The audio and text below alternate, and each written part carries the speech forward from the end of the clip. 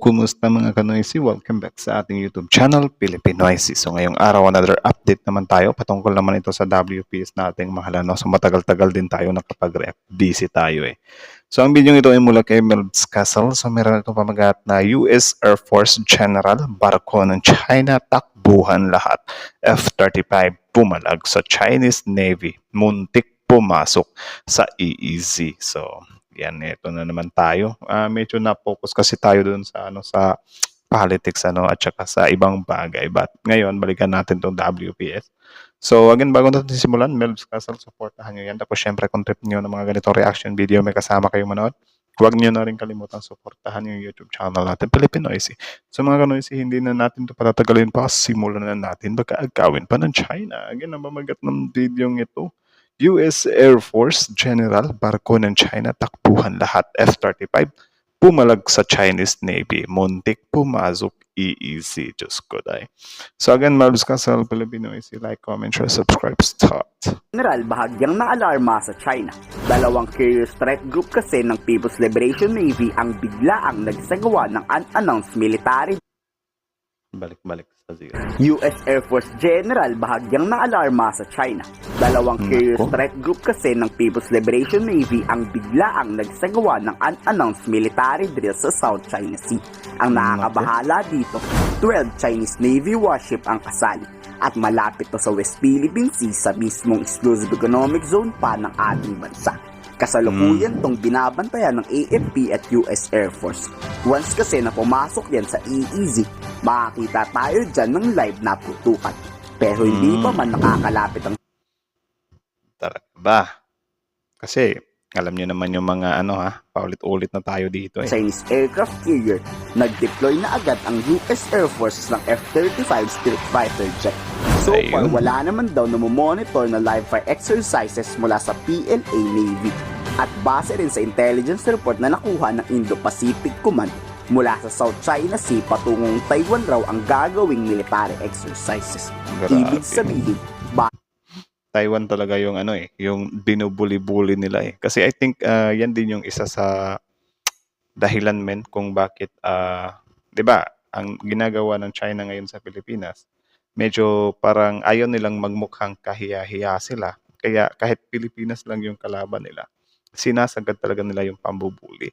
Ngayon naman, itong Taiwan kasi, mas pagpopokusan nila ito. Kasi yun nga, parang yung Taiwan, para sa kanila part yun ng China.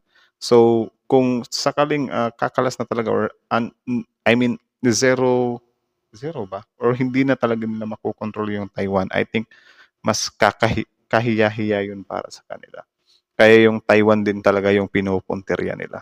Pansin nyo, yung China is galit sila sa mga maliliit na bansa or kahit na alam naman nila na walang kalaban-laban, sagad talaga yung mga pambubuli nila kasi ewan ko kung yung utak kasi nila is parang parang ang taas ng ego nila, ang taas ng pride nila na parang kapag ka mapapahiya sila or ayaw nilang mapahiya ba, parang ganun. 'Di ba? Siguro gusto nilang ungusan yung US, which is sobrang labo. Kaya para magmukha silang sing lakas ng US, pinapakita nila na dominant sila sa kahit anong bansa.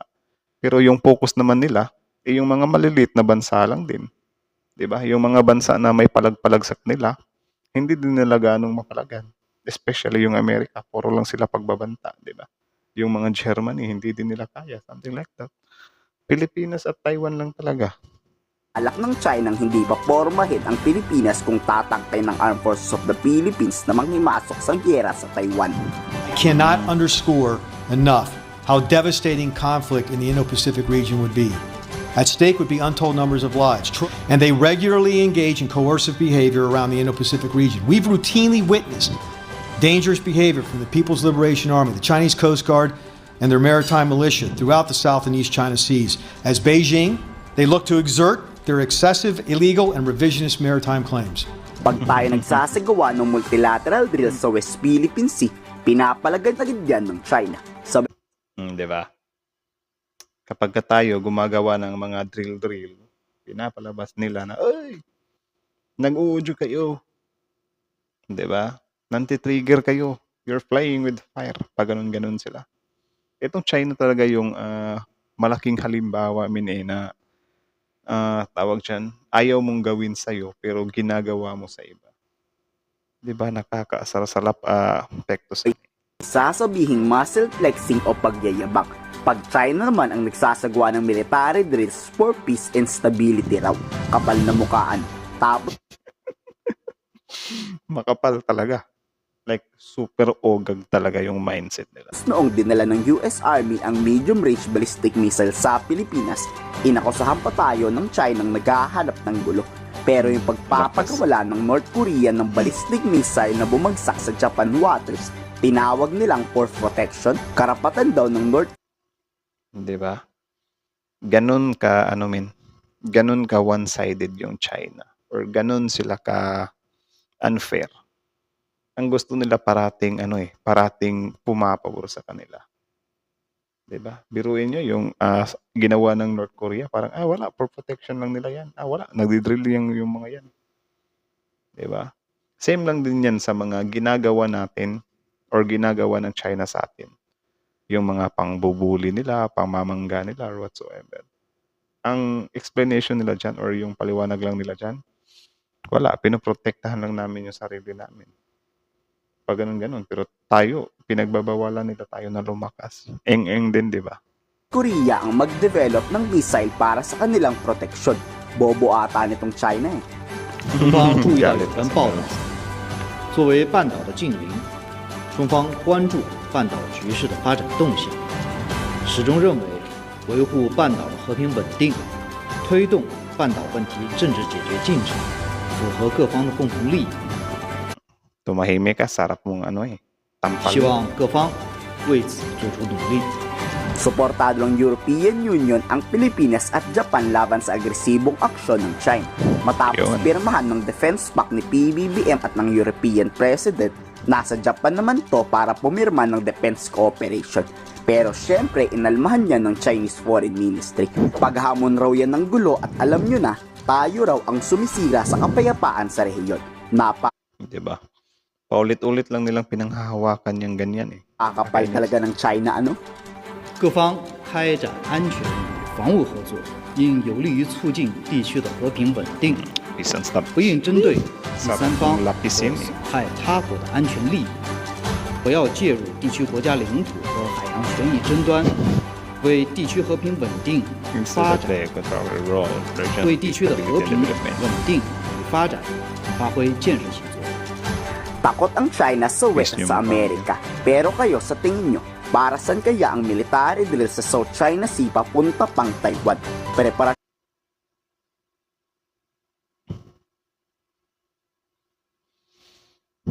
Ay, nako. So, kita nyo naman yun, mga kanoys. Di ba? Ang lakas talaga ng trip ng bansang to eh. Ang gusto nila, sila lang yung dominant eh. Actually, minsan napapaisip na lang ako, buti na lang talaga nandyan yung US. Like, top 1 yung US ba sa mga, sa malakas dito sa buong mundo. Kasi imagine nyo na lang, if ever, yung China yung pinakamalakas sa buong mundo. Ano na mangyayari sa buong mundo? Like, bubulihin nila lahat. 'Di ba? Like, makikipagmatigasan talaga ng mukha. Alam nyo yung ganun? Kasi 'di ba yung China is known sila sa panggagahaman talaga nila eh. Tapos ngayon, may pa sila, patutol-tutol pa sila, may palabas-labas pa sila ng mga press conference about sa mga ginagawang military exercise ng Philippines. Tapos ngayon, gagawin din naman pala nila. Diba? Nakakainis lang eh.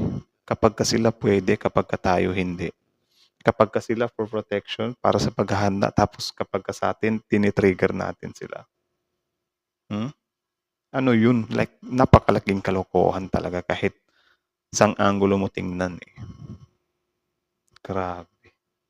Kailan kaya bababa ang amats ng bansa? Imagine that. Tapos papunta pa sila ng Taiwan. So anong ibig sabihin yan? Yung drill nila is more on nakapokus talaga siya sa Taiwan. Para if ever man laban yung Taiwan or may mag-back up sa Taiwan, prepared na rin sila. 'Di ba? Yung sa atin nga, buti nga hindi gaanong malapit sa kanila, or yung missile nga lang ng, Amerika nakatutok sa kanila, iniiyakan na nga nila, eh. Tapos ngayon dun talaga sila sisentro dun sa Taiwan, 'di ba? Buti na lang talaga itong Taiwan matalino din. Kakalas din talaga sila kahit anong mangyari, men. Ayaw nila ng ganyang pamamalakad, eh, yung panggagahaman. Well, tama naman din yung ginagawa ng Taiwan, kasi kung if ever magpadala sa takot yung Taiwan, tapos magpa-under siya sa China, tapos ganyan yung mga pinagagagawa ng China. Kapag ka time will come, may bansang mapikon dyan, damay yung Taiwan, eh. Ngayon, dahil ginamit ng Taiwan yung isip nila, 'di ba? So, kumampi ngayon sila sa kalaban din ng China. So, may mas malaking, may tendency din na, wala, haharbisin talaga yung China yan, eh. Kasi napapalibutan din sila ng bansa, eh. So, yun lang, nakakainis lang, nakakaasar lang, So, kayo na masasabi nyo dito, comment down below. Tapos yun, pag-usapan natin yan sa comment section. So, again, Melv's Castle, Filipino IC. Supportahan nyo yan. Original video link in the description box below. Subscribe nyo rin, Melv's Castle. So, that's it. Thank you so much for watching. Filipino IC is out.